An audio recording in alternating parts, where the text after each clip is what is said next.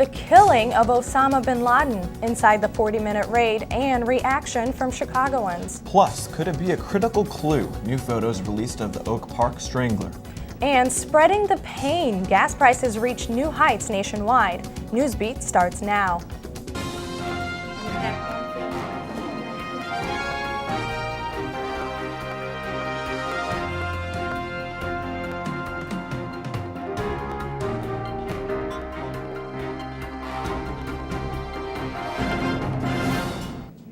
We begin with the death of the world's most wanted terrorist. Good morning, I'm Anna Samovska. And I'm Lucas Seiler. We're learning more about that ambush inside the massive compound in Pakistan.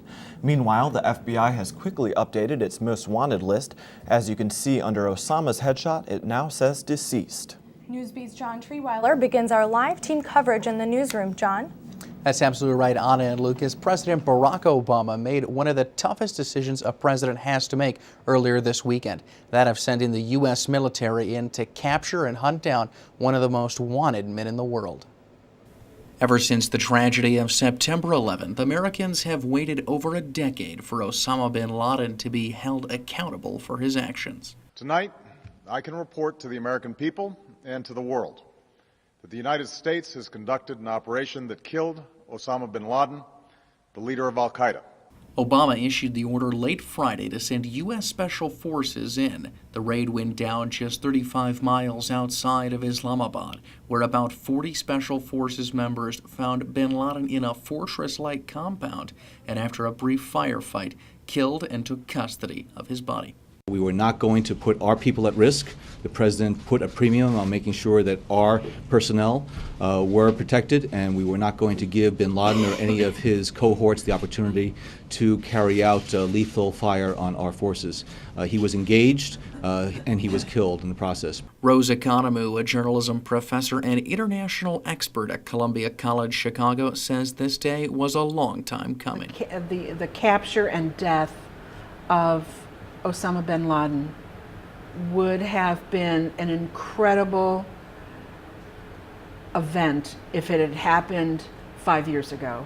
However, Economou and White House officials warned that retaliation could be near. And if we're being very naive, if we think that they're not going to try to attack us, both here and abroad. That the battle to stop al-Qaeda and its syndicate of terror will not end with the death of bin Laden. Now, White House officials and terrorism experts are warning Americans to be much more vigilant and on high alert. President Barack Obama will mark Osama bin Laden's death at Ground Zero on Thursday. Joining us now with a more local look on this historic moment is our very own Allison Rodriguez, live on Michigan Avenue. Allison? Thank you, John. It's what everyone is talking about here in Chicago. Today, security has been stepped up at trains and airports all over the country. In fact, the NBA has ordered metal detectors be placed at all remaining playoff games, including here at the United Center. Chicagoans stopped by to tell me what they thought about this historic moment. Just a short while after news broke of Osama bin Laden's death, crowds gathered all over the country to mark the bittersweet occasion. As people waved American flags, the crowds chanted USA and others sang the national anthem. This was the scene at Sunday night's Phillies game after the news spread across the stadium. We took a look closer to home to see how Chicagoans felt about the news. It's a bit of relief here, and hopefully there's no further attacks. I was happy that they found him. I was glad to hear that he was taken out of the picture and can't do any more harm to our country. Paula Gonzalez was in her native Venezuela when 9/11 happened. She feels like this is a new beginning for the U.S. Well, I believe it's a great success to America, and it's a beginning to a new era of peace and tranquility for the country.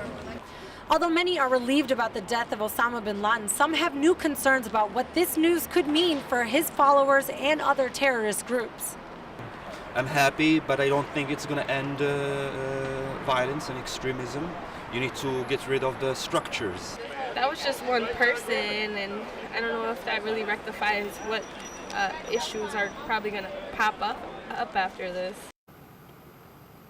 No, while I was out, I actually ran into a former Marine. He told me he really didn't care one way or another. He just hopes the troops in Afghanistan will be able to come home now.